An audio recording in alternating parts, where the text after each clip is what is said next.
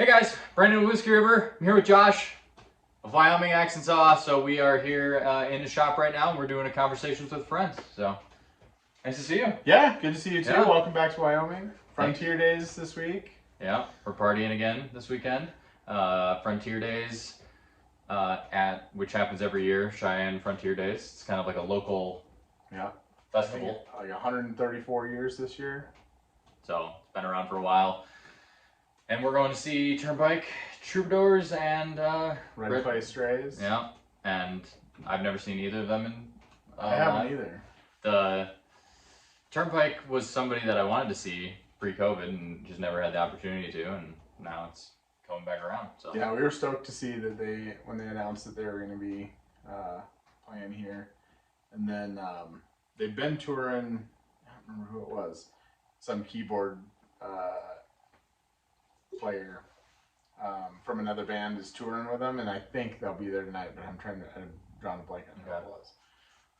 Sweet. Yeah, it's an awesome show. Yeah, it is. Yeah, last year was Zach Bryan, and draws a completely different crowd than what I'm expecting tonight. So it's just kind of cool. And I'd never seen Zach Bryan before. Now I'm a Zach Bryan fan. So Yep.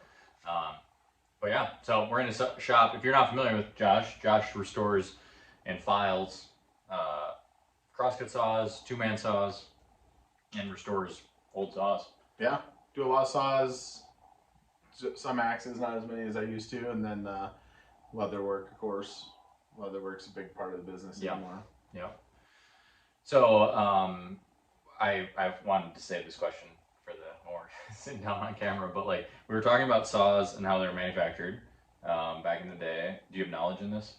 Some, yeah. Okay, so he was talking about seconds where like there would be an issue with it and they would, send it off and it would get caught somewhere along the process. Someone caught that it was a defect in it.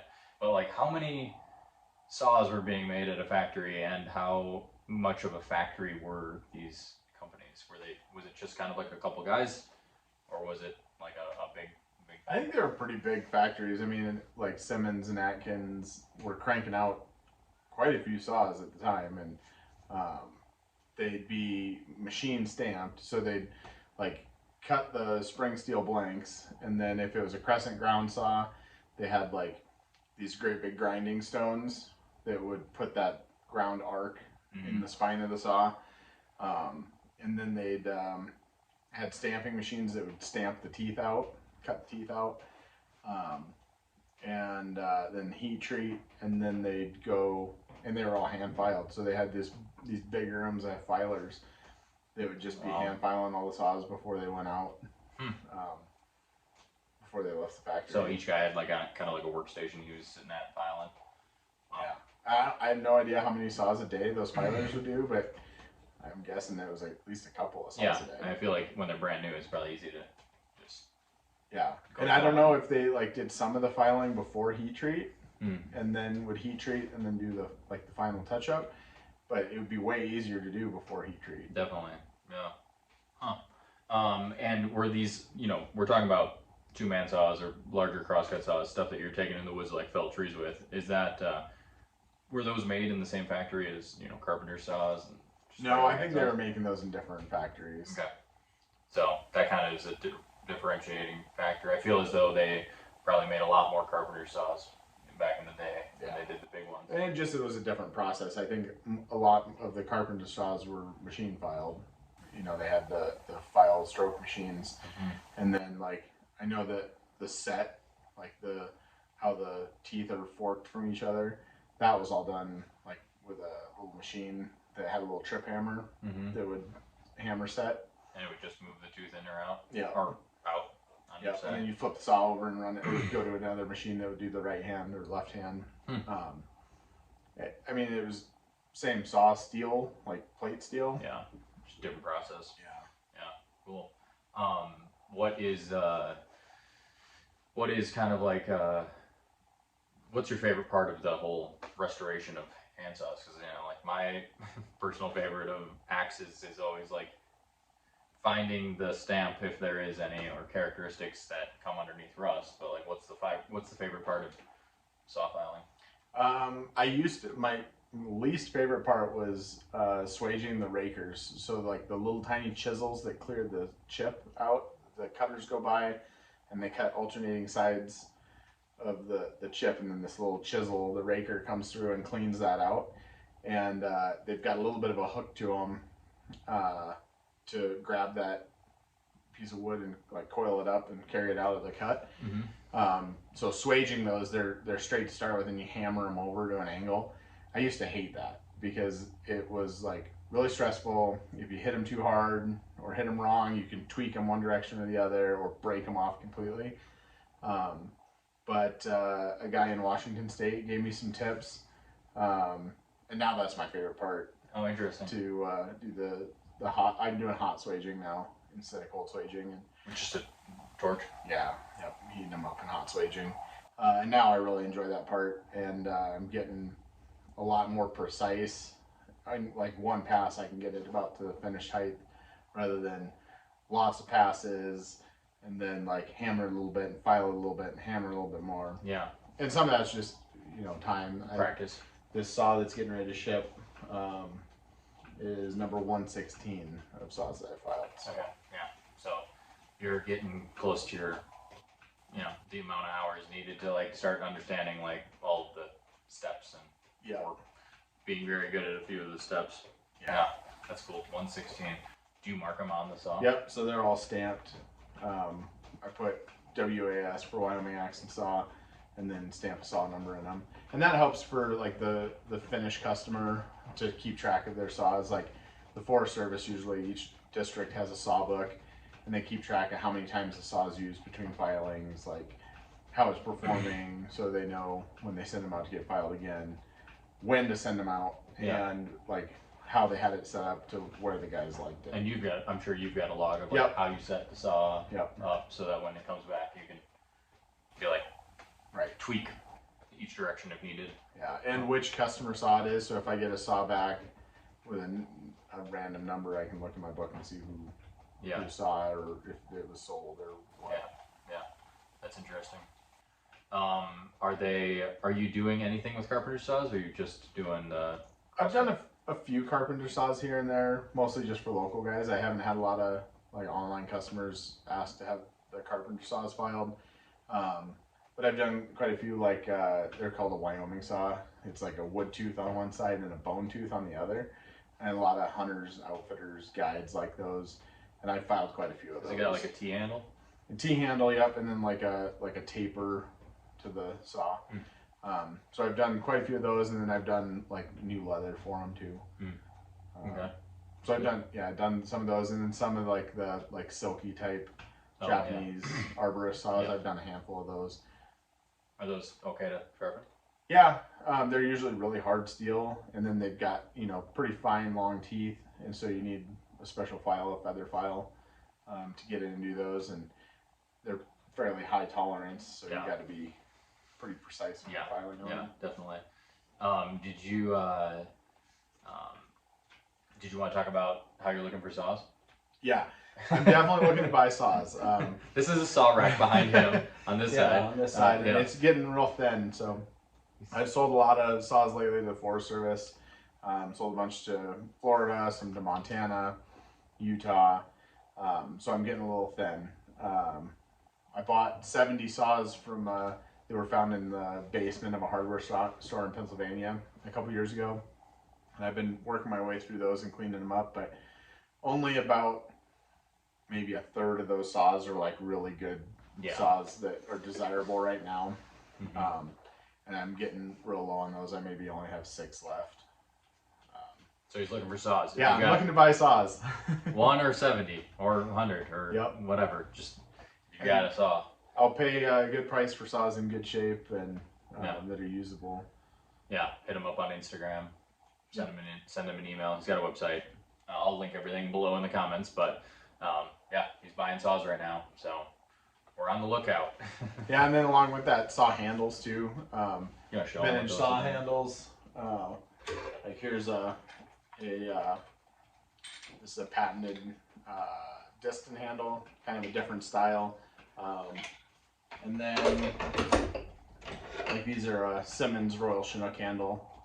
Western style handle. Handles, particularly in good shape or in pairs, are worth a pretty decent amount of money. So Yeah. I'm always looking to buy handles as well.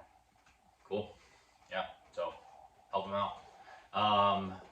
So we're gonna go to Tom's place tomorrow. Yep. And we're gonna talk to Tom. He set us up with getting a conversation with friends with Tom, who is is the president of the Rocky Mountain Tool Collectors Association. Yep. Yeah. So, how did you meet him? I met him kind of locally. He had a couple of tool booths in the local flea markets. They were just tools, and he had a note up about buying tools. And so I called him a couple of times with questions about stuff he had in his booth, and then eventually caught up and met with him. And now we're good friends, and he'll call me if he has stuff that wants to know if I want to buy or if he's looking for stuff to sell. Does a lot of stuff on eBay and locally in the flea markets. Really interesting guy. So he used to run a fur shop in Saratoga, Wyoming, and was doing like high-end coats and buying furs and sewing furs, and that furrier stuff is pretty interesting. He collects old traps. Okay. And knows a lot about like which ones are the valuable ones. And then like some wood planes and some different stuff, but just kind of an all-around cool guy. And a lot of overlap with the sewing and the tools and. Yeah, so we're gonna go over to his mountain cabin tomorrow and encampment, and it'll be a really pretty drive. We get to drive over the snowy range, going over there tomorrow, and hang out with him and enjoy some sunshine. Yeah, talk tools, hang out. Yeah. So, I find that that's one of the easiest ways to really get, you're not necessarily going to get deals, but, getting like quality stuff that you're actually looking for is like just connecting with other tool collectors in the area that aren't into exactly what you are, but are in the environments in which they could come across things that you are interested in. Yeah. He's a retired guy. He goes to auctions all the time, like all over the region. And like, if he knows what you're looking for, he'll watch for it. Yeah. And he'll like shoot me a message from an auction and be like, hey, what should I bid on? Yeah. What should I go up to on this stuff? Yeah. But like, I think there's regional tool collectors groups all around the U.S. and for the most part, like we were joking about earlier, they're old retired guys. Yeah. But they're neat groups to get a hold of, and like if you can make it to their meetings, you can learn all kinds of stuff. There's a guy that does screwdrivers, a guy that does yardsticks, a guy that does planes, like Stanley, hammers, and box cutters, like everything under the sun. There's like a guy for each of those things, and they're super excited to tell people about what they collect and show off their collections. And it's just a neat group to get in with, and they don't have that many young folks joining them. Right, and a lot of those collectors are just not on the internet. Yeah, they're going to these events to show their stuff off, and that's the only time that's really shown off. Unless someone is recording at the show, you're not really able to see this guy who's has like 1,000 Stanley box cutters. It's like utility blades. It's like, but those kind of collectors are sometimes just not on the internet, which is cool. I'm sure Tom will talk about it tomorrow too, but they do like annual meets, and you can bring a table in and set up and buy, sell, trade at a table, see everybody else's collections, that kind of stuff. And like you said, they're not stuff that's necessarily online. Yeah, right. But you may get some pretty good deals or some different exposure at those tool meets than you would elsewhere. Yeah, I mean, it's like some of these guys own one-of-one stuff where it's like it was a custom thing made for the president of the company or something like that, and there is no other ones. Yeah, just gold-plated tape measure. Yeah, exactly. Engraved with the guy's last name or whatever. So you get to see the kind of the stuff that online it's you've got this. Well, I don't know. With me at least, I always see something like that online. I'm always like, is it real? Like I'm skeptical of it in some way, but when it's in front of you, it's like either someone did a really good job of making something that looks authentic, or it is actually the salesman's award of the year for some tool company. And a lot of times they'll work really hard to find the documents that back up the provenance. So they'll have the letter that went with the trophy gold-plated tape measure Yeah. that says, this tape measure is awarded to this salesman for selling so many units to this hardware store in this year, and that stuff's pretty cool. Yeah, it's like authentication paperwork with like artwork or anything like that. It's like on company letterhead. Yeah, that's sweet. Yeah, I have not been to a regional tool gathering. I know Midwest Tool Collectors Association is relatively large, and they do one, and there was one in Wisconsin last year that I missed. It was in Green Bay, which is not close to me at all. So that was mainly the reason. It's like 5.5 hour drive from my house. But I've been wanting to get up to one of those and see it and hang out and talk tools. So, I've been to like gun shows where there's like old tools being on display there, and museum, or like when museums do like a tool afternoon. Local museum will have like 4 or 5 local guys who will set up with whatever their thing is that they have. But yeah, I've never been to an actual meetup. Is Antiques Roadshow still a thing? Like, do they still show up places and have their experts like giving people evaluations on stuff? I don't know. I feel like there would have been a huge announcement if they weren't a thing. However, they would crush it on TikTok. Oh yeah, they would. They're like short clips like that were always like replayed at the beginning or end of their show, like as like the highlight reel. Those like the people shocked that this footstool that they got inherited is out of like, a dumpster. Right. It's worth like $250,000. The queen herself picked out used it or something. Yeah, it's like that. I feel like those would go viral. That's basically YouTube Shorts and TikTok is basically what Antique Roadshow does. Yeah. But like I don't have network TV at the house here, so I don't watch PBS because I think it was a PBS show. Yeah, it was public. Yeah, it was public television. So I don't ever watch. Yeah, and then also it's like with the market changing, it's like when I remember watching Antique Roadshow at my grandparents' house, and I remember watching it where like 3 years prior I'd seen the same episode. So it's like with tools and markets shifting and changing, it's like you can only do the reruns so much. It's like sometimes stuff just isn't as valuable anymore. It's like all the people that were holding out on their depression glass, their uranium glass back in the day. It's like it's not worth much unless it's the stuff that glows, with blacklight. But then even that, it's really not that valuable.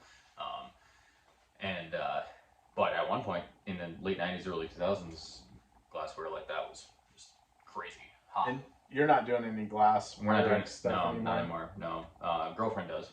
She's kind of like doing that on her Etsy store now. She does the like Precious Moments figurines. Those crush in a weird way. They crush because of percentages. It's like you go to a garage sale and they're going to sell you like 10 of them for $5, right? So you're 50 cents in on these, and then some old lady out there just had her grandkid knock it off the shelf, and she wants that exact one.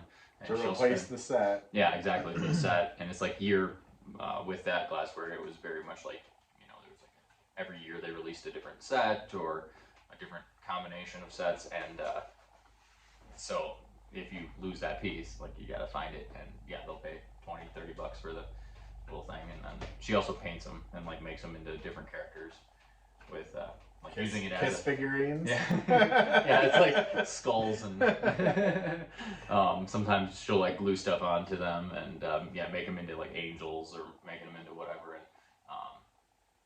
but I don't really do much glassware anymore. I mean, don't get me wrong. I was at a church sale the other day and found a bunch of the Friggies, they're called. They're just little like fridge containers that have a little glass lid, and they were 25 cents a piece. So I gotta buy these. But I've got downstairs in storage a full set of the red bubble glass dishes from I think they're 50s. Yeah. And including like the gravy boat and like the stuff that's collectible or supposedly. Yeah. I haven't looked for ages to see what that set. Did you collect them or were they? I got them from my family. Okay. They were inherited from my grandparents, but they've just been in storage since I got them. Yeah. I guess I could dust them off and fill my cabinet, use them every day. Yeah. I have like I still have I have a set that I'm trying to build for myself that was um, uh, call out to my stepmom actually. When I moved to college, they moved and they donated my set of plates that I had like left there. But they were my great grandmother's, and there's a pattern that those were, and I'm trying to like build that set again. Yeah. You know, like because they're out there. But then I come to find out that it was our local grocery store was the like so you got these like tickets every time you bought groceries for the amount of value that whatever, and then you could exchange those for things, and that's how my grandmother got these. And so it was just Wisconsin and Illinois that where this grocery store chain was. Super regional. They're super hard to find anywhere in the country except for in Wisconsin, and they are also very hard to find still. So that's one. Yeah, I'm still into glass in the sense of like I've got what I personally like. So I got Pyrex bowl set that was my great grandmother's that I have on display in the house. The primary bowl set were like red, yellow, blue, and green. But yeah, I don't flip them anymore. And it's interestingly enough, like Whiskey River was flipping like we were selling like thousands of pieces. Well, I would say in our top year we probably sold 1,000 to 1,200 pieces in that year of glass. We're crushing it. Yeah. But then during COVID, it kind of like took off, and that was like something that a lot of people were doing for extra money. Go to Goodwill, find a piece of glass that's stamped in a certain way, and put it on the internet, and make 20 times what you paid for it. And we just kind of got out before it got wild, for no reason. You know, it was perfect timing for us to get out. But yeah, the glassware is kind of like a weird niche thing that's stuck in my brain. Yeah. But that's kind of off topic, but it is super off topic. I've actually never talked about it. I mean, maybe I've like done an Instagram story or something, but yeah, like Josh and I have been friends on the internet it's probably 2015, 2016. Yeah, at least. Yeah, at least. Yeah. So I started Whiskey River in 2016, and we were friends before that. So, you know, just following each other on Facebook and in the Facebook groups. And so the guys who were my personal friends on Facebook early on saw the like, you know, other stuff that I was in instead of now it's just pretty much all axes and tools and stuff. But right. Yeah. But yeah, so that's the progression of that. Now we're on Etsy. Now we're in this debacle of Etsy. Yeah, it's like I've owned multiple Etsy stores, and man, we're just getting our butt kicked with Etsy lately. So we'll see how that turns out in the long run. But yeah, I ditched Etsy a long time ago because it, like especially on the leatherwork side, there was just so much foreign competition that it was such dirt bottom floor prices that you couldn't compete, and then just their selling policies are kind of a pain to deal with. Yep.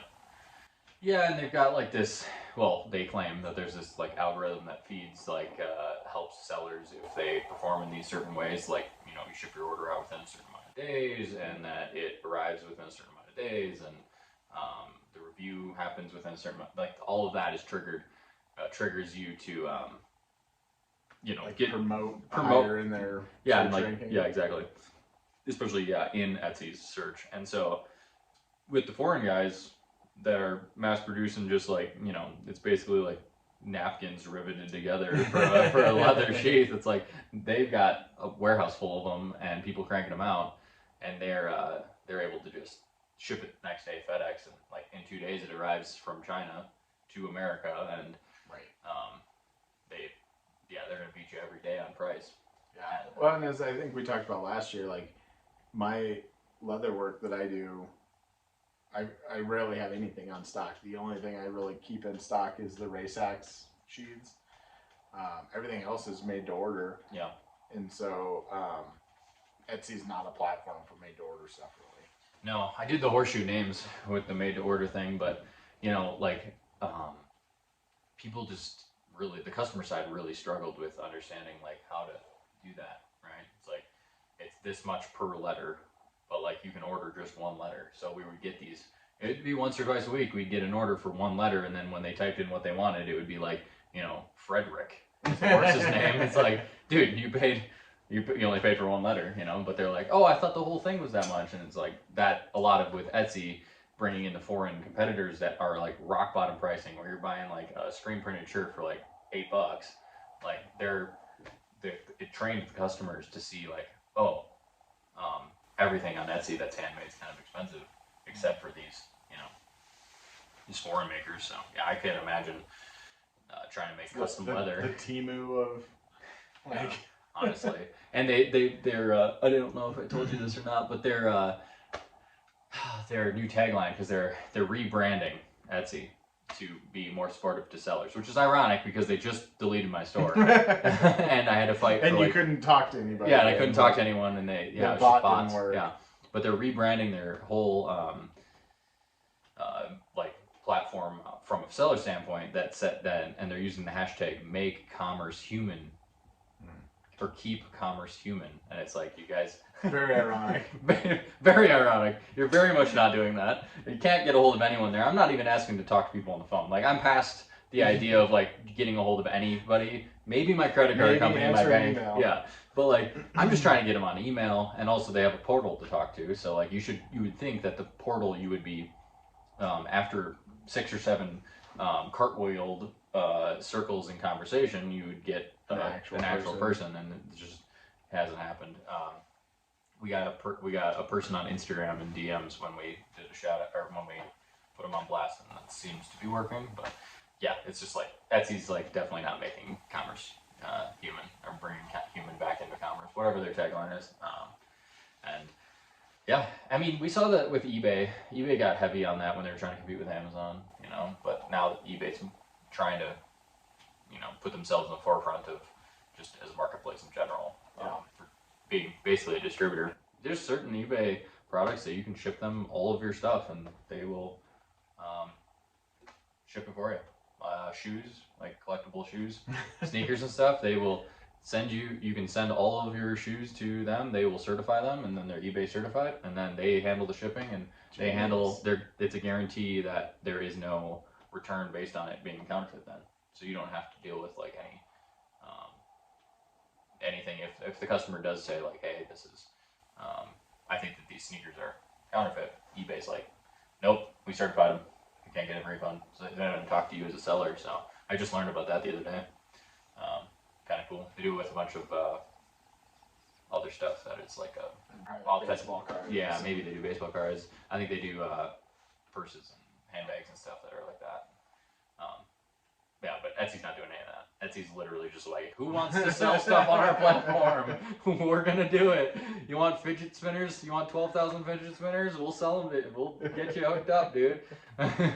So I just, the drop shipping has been an issue on there for a while, and I've been on Etsy since 2011, 2012, right? Pretty much right when they started. A couple years after they started, and crushing it on there early. But then it's like you just hold out, thinking like, oh, this, like, yeah, they kind of got off kilter a little bit, but they'll come back, and it's like they're not coming back. It's just how it is. Yeah. So, speaking of Instagram, they just sent me an ad this week, or a link thing to get my account authorized, or like verified to get the star. But now you have to pay for it. Yes. So it's like their bottom tier is like a couple bucks, isn't it? Like $3. No, it was like $15 a month, all the way up to like their top tier. It's like $1,700 a month. It's like, who the hell is paying? Yeah, what do you get? Do you get to talk to Mark Zuckerberg? Well, yeah, it's like to hang out with Mark Zuckerberg, VIT customer service, and like, account manager, yeah. But I can't get verified on Instagram because we when we started the Facebook account on Facebook. Like our Whiskey River's Facebook account, we tied it to the official Council Tool Dealer Instagram. And they got shadow banned or whatever? Well, they didn't get shadow banned, and we have yet to have either of our accounts like really start with a major shadow ban or the tool thing. It's just that the name isn't the same. So they can't, when you get verified, you can verify, like, if it was Whiskey River's Instagram and Whiskey River's Facebook, and those were channeled together, then you could get verified. But yeah, since we started the account with the official Council Tool Dealer being the one that's like tied, we're cross posts, they're not allowing us to get verified, which, whatever.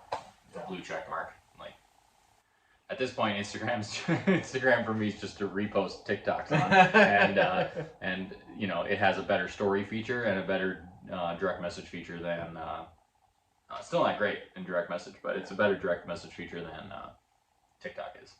So I end up just cross posting on there and use it to get people worked up, just like on TikTok. So I haven't really jumped into the TikTok thing yet. I've done like a couple of videos, mostly like time lapses and stuff with filing saws, but haven't really jumped into it. I do watch some TikToks and stuff. It's a good way to waste time, but haven't jumped into content creation much. Well, I'll tell you this about TikTok. I have no idea how to win at TikTok and make money unless it's upsetting people.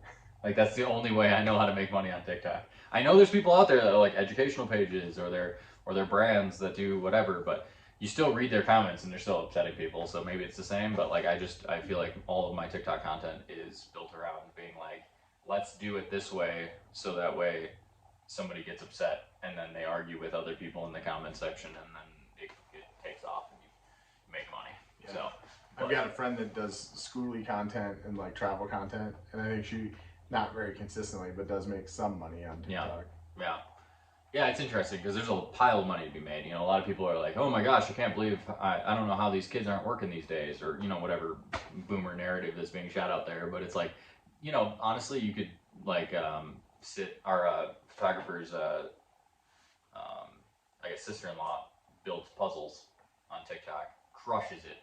I mean, like she can't quit her job yet, but she can't. Yeah, I mean, it's just like, hey, bought the world's largest puzzle. I'm gonna put it together this month, and it's like, you know, 12,000 piece or 40,000 piece, whatever the thing is, and she does these. People send her puzzles, and she like puts them together and has like a aerial camera, and she voices over them sometimes, and it's like she's making, you know, decent amount of money off of it, good side money. So it's wild how we've kind of like changed. It's like all the gig people, the people that I socialized that did gig work, where like they were in theater or they were in maybe like construction, but it was just like, you know, seasonal, or they worked as a bartender 6 months out of the year. All those people are all just on TikTok now, and they're crushing it. So that's kind of interesting to see. But yeah, I don't have any advice for anybody on TikTok besides the fact that if you want to like hack it in the way that I did, which is just upset as many people as you can and just deal with it. Like they're just going to call you all the names, and they're going to tell you you're doing everything wrong, even if you're not doing it wrong, and you get the views. So, but yeah, I think that your saw filing would be a good TikTok, similar to the puzzle content, you know, where it's like, it's not like it's, oh my gosh, so engaging, you know, but it is like something that you can watch, like kind of like while you're doing something else, and listen to. And there's you know, piles of you might actually get the people that are like, well, my grandpa said that the way you file saws is you do it this way. You know? Maybe we get it with axes, right? Where it's like, my grandpa said that if you soak it in motor oil and the head in motor oil, it will never come loose again. You know, like that kind of stuff. So you might get those comments, but yeah, the saw filing is going to be. It's kind of like such a lost art that you're not. I feel like you probably rarely have anybody come up to you and be like, hey, you know, this is how you should do this, because there's just not that many people that have any clue how to file a saw. Yeah, and not that, I mean, there's some like recreational guys that are doing a saw or two a year or something, but commercial filing, not very many folks. And the folks that are out there, some of them are so backlogged that people don't want to wait a year and a half for their saws to get filed. Yeah, especially the like Forest Service and the guys who are going to be like, you know, all season they're going to be using this thing. They're not going to wait 8 months or a year to get a saw filed. They're going to find somebody that can do it faster. Yeah. What's your turnaround right now if somebody was to send you a file? Right now I'm probably a week, depending on what condition the saw is in. That'll be longer over the winter. Like you're talking about the Forest Service, they'll send me crates of saws in the fall, and then they just want them back by the spring field season. Yeah. And so I'll have, you know, maybe a couple of months of filing laid out in front of me. Yeah. And just work through it as I'm sure it fluctuates just as you've got projects and stuff, but because you're not able to file more than one saw at a time anyway. Right. Just, with my vice and stuff. Yeah, and you're only one person. Right. Yeah. Interesting. Well, that's cool. What's the longest you've been backordered on them? Or backlogged on them? Oh, I had that Forest Service office that ordered a bunch of saws, and that probably took me 2 months to complete their order, but it was a lot of saws and a lot of work to get them all set up the way they wanted, and then crated up and shipped. Interesting. Yeah. Yeah, that's cool. I mean, I go back and forth a lot with Forest Service. Like, it's usually like a lead or something at an office that is in charge of just like tool maintenance or ordering tools, and so we go back and forth um, with for handles, and they're always super easy to work with. I enjoy working with them. They always know what they want. That's the thing. Like I've never. Sometimes I don't have what they want. Like we were talking about 48-inch Pulaski handles. Like just don't have those. But they're like familiar with the conversation, to be able to just be like, hey, this is what I've got, and this is what can kind of work. So I'm sure with the saw filing that most of the guys know what they for sure want to have done with it. Yeah, which is nice. Versus sometimes the open, like just people in the public, they're like, oh, just do what you want, or do what you think's right. Yeah, I get a lot of those that like somebody wants a saw and they want it to use it like for cutting firewood at their cabin or something. And so then it's a big long conversation of, well, do you want a felling saw or a bucking saw? Like, what type of wood do you cut? Do you want a champion tooth pattern or a lance tooth pattern? Like, what length? Are you running it by yourself or with a partner? Yeah. And it's a lot of back and forth, and then they're like, well, I'll just buy a chainsaw.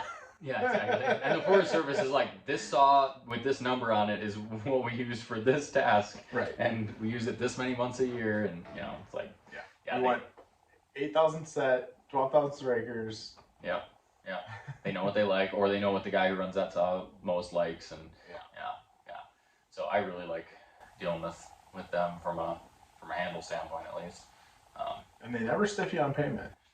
No, they always ask for a receipt. They always ask for a separate emailed receipt again. But yeah, I really do enjoy working with the Forest Service guys, and most of the Forest Service or DNR or GSA guys are like, they're just like, they're us. They just work for the government.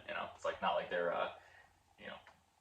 like they're just like being in the woods, and they like using hand tools, or they are forced to use hand tools because of the wilderness complex rules or laws or whatever. So yeah, they're just tool nerds too, because they're in the woods actually using the stuff. So they have kind of interests and specs that they like and all that, which is pretty cool. When we were in Montana, that was it was cool to see like how it was like they're enthusiasts of the tools, but there's certain sections of the tools that don't matter because that only matters on Instagram.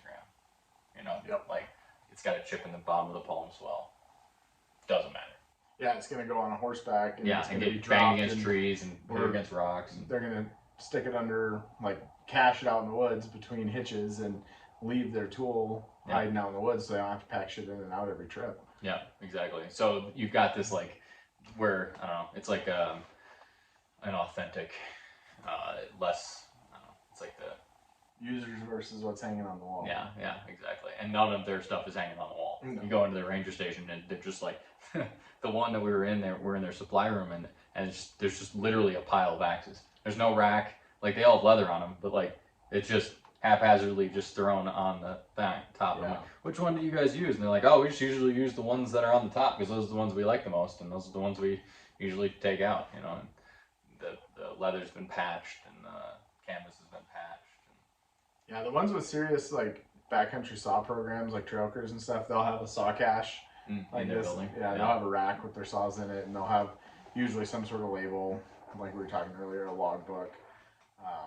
And then when they take them out to the field, they've got wood crates that are set up with slots for the saws, and so they'll pull 3-4 saws that they're going to use for a trip, put them in that crate, and then put them in a truck or fly them into the helicopter, carry them in on a mule or whatever. Yeah. So it's just cool to see the users. I mean, there's not that many people that are still left who are like using and abusing tools, because especially hand tools, because you just don't see that, and that's something that I really like doing with my own tools. Like I don't own any tools that aren't getting the snot beat out of them. It's just how it is. I've got like a couple that I'm like careful with, but like still I'm swinging them and I'm using them. It's just kind of like a nice thing to talk to those guys sometimes when they're like, they know what they're doing. You need to pitch like a Whiskey River experience trip where it's like get a handful of guys that volunteer to like work on a bridge project in the backcountry with the Forest Service, and like bring their axes, bring their timber slick and their timber framing tools, and pack in with the Forest Service and spend a week building a bridge. Seriously, that would be awesome. blast. Yeah, for, hand drills and they. That's also one thing that's worth mentioning with that is like you meet a lot of the Forest Service guys in the summer are temp. Like there's that's their summer job. They have a job or they're in college or they own a company, whatever. They've got something going on throughout the rest of the year, and it's like the guy swinging an axe there is like 19, fresh out of he's in college, and like he's like swung an axe more than most of the people talking smack on the Facebook group, being like, oh well, you got to have this grind and the hang's got to be this way and the handle's got to be this length if you're this tall, and like all those specs, and this dude just like he's not in those groups. He's just using the thing, and some of those kids, they go back to college and like Western forestry schools, and they're on their timber sports team, so they're swinging race axes, running race saws, doing the timber sports stuff the rest of the season, and it's cool that stuff's keeping the tradition alive. Definitely. So it's just cool to see like that there are young people out there that are doing stuff like that, and they just they're not. Our office manager, she collects records, and she's just like, I like the records because those are the records I like hearing. I'm not collecting records to impress anybody on the internet. There's a generation that's a little bit younger than me that just does stuff because they want to do it, not because it's going to impress somebody on Instagram or YouTube and all that. And you can definitely tell that the guy out there in what are those sandals, web sandals that all of them wear on their base. It's like there's walking around camp, sharpening an axe with the thing, and they're in sandals. It's like instantly canceled on the internet if anyone saw that. But that's like real life. That's like how it works. Barefoot wood splitting. Yeah, exactly. So, but yeah.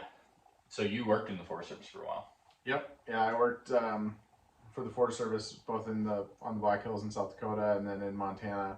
I wasn't ever on the trail crew, so I didn't get into that, but was doing the traditional forestry work, marking timber, cruising timber, laying out roads, doing harvest design, that kind of stuff. So you're working with the logging companies? Well, in advance of the logging companies, but you have to know like what they're looking for and what their needs are and whatnot. Yeah, and then you switched over here to work for the state?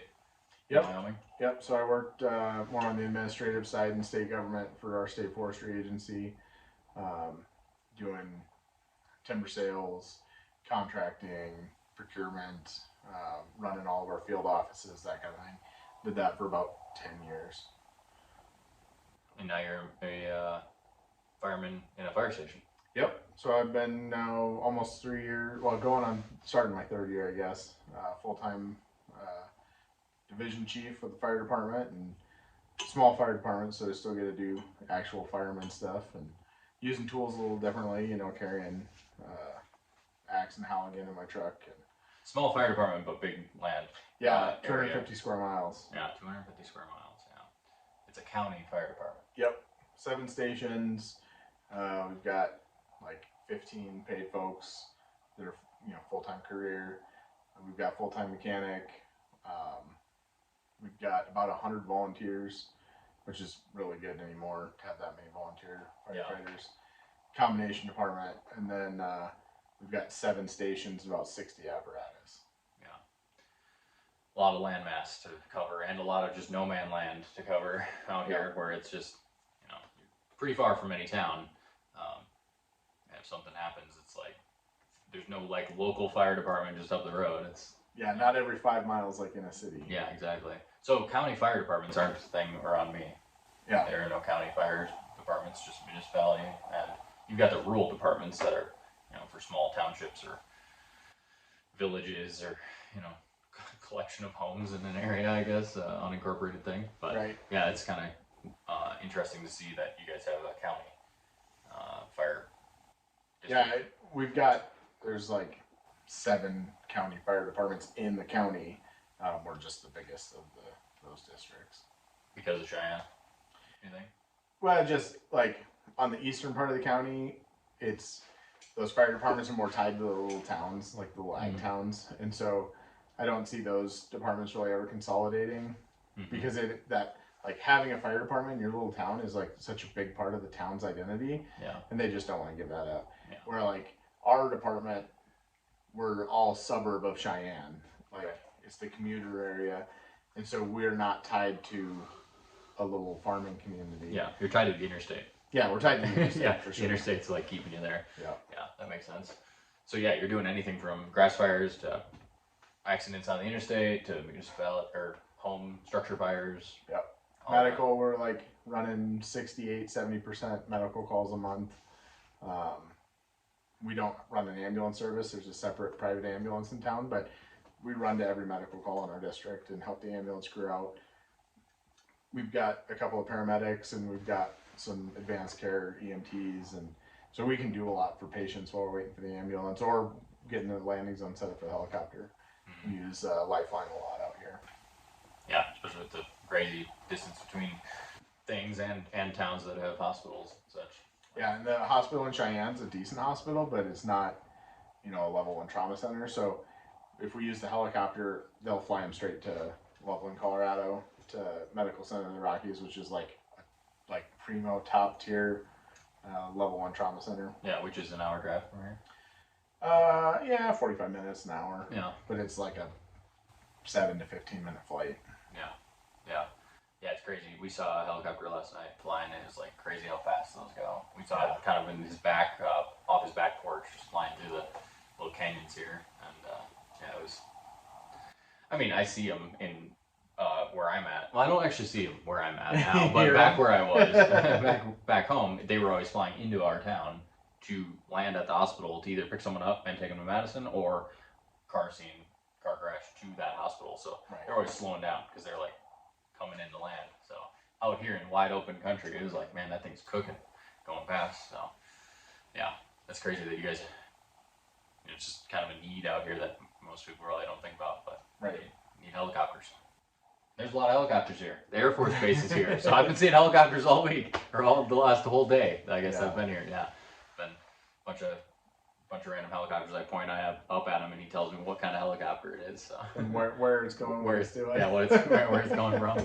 Yeah, we're sitting out on the back porch last night, and an ambulance drives by, and he knows like where it's going, what call it's, who's driving it, who's gonna meet them there, and it's just coming over the ridge. We see the little lights. So, yeah, but are you?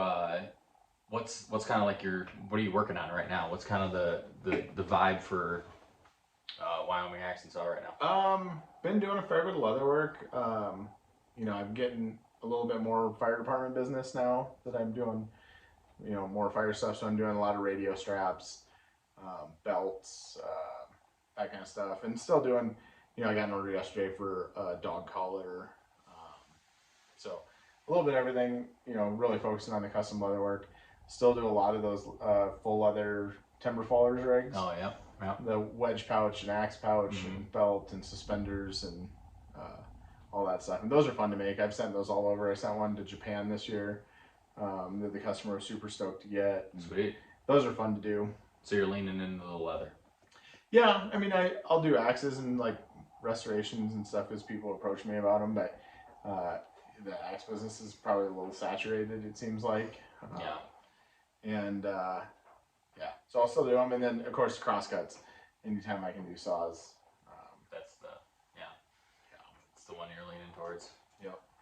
And I still do like a little bit of like just commercial sewing locally, like patching tents or patching tarps or boat covers or put a zipper in somebody's Carhartt coat. Right, because you already got the machine I got the hardware for it. Yep. Yeah. So he's got three sewing machines sitting here right now, or a stitcher and 2 machines. Is that what that is? Yeah, a patching machine, and then a kind of a medium duty leather machine, and a heavy duty leather machine. Yeah. That middle one, that medium duty, is the one that got taken out by a lightning strike.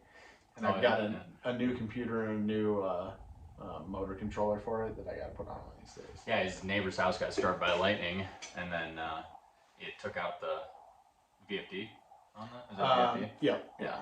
On his sewing machine. Didn't do anything else. Well, the other sewing machine, it knocked out the LED light, which is kind of a weird random thing, but it's just a cheap adhesive strip light, so I'll just pop a new one on there. Yeah. But yeah, just kind of, summer's busy enough now for me at work that I don't get as much time in the shop as I'd like, but still try to get orders in and out on a timely manner, and and meet those customer needs. Yeah, sweet. Yeah, so we've got every year when I come out here, we always talk about projects and things that we can do with Whiskey River and all that. So we've got a handful of, or yeah, at least one handful worth of random projects that were in the works with that. So that'll be exciting to stay tuned on that. I borrowed something from him. I haven't released the stuff on it yet, but I borrowed that thing from you, and I just brought it back this trip. And so we're like on the tail end. I'm stoked. I'm looking forward to when you release that. You're Yeah. saying hopefully this fall in Yeah. time for shipping in time for Christmas. So Yeah.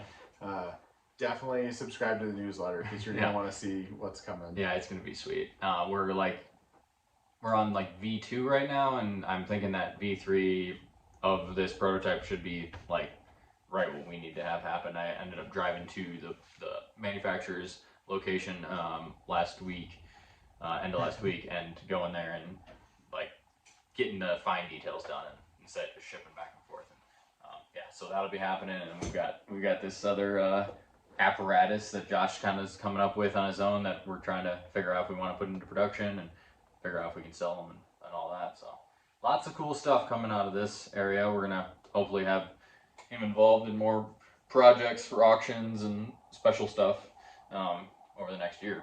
So Yeah, it was kind of funny. We were in the same town in Minnesota. yeah, at the last same week, time. and we didn't even know it. Yeah. Yeah, like he's never in Minnesota, and I'm never. I mean, honestly, besides being in Duluth, which is barely Minnesota, I'm never there. But yeah, we were in the same town at the same day. He was looking at a fire truck, and I was at this manufacturer's shop, and he was like, "Yeah, I was in this town called Wyoming, Minnesota." I was like, "Dude, I was there. What day were you there?" So, but yeah, did you end up flying there? Yeah, Okay, flew in yeah. out of Minneapolis. Okay, yeah. It'd be a long drive. Yeah, it would be. Yeah, it really would be. And no real easy direct route. Right. Yeah. But yeah, so we're gonna be getting ready for Frontier Days here and wrapping up, getting just ready. I'm excited. Yeah, We're we'll gonna run be down over there. the encampment tomorrow and Yep. talk with Tom, and then if we have time, we'll run through the encampment museum. That's kind of a cool place. So encampment was a mining town, and they had an ore tram that went from encampment up and over the divide and down into Haggerty Creek divide on the other side. And it was all of these big heavy timber A-frames with like 2-inch braided steel cable, and it looked like a big chairlift, but it was ore buckets underneath, and they were hauling the ore from Haggerty Creek over the divide, and it's probably like 12, 14 miles all the way back over the divide, and then processing it in encampment.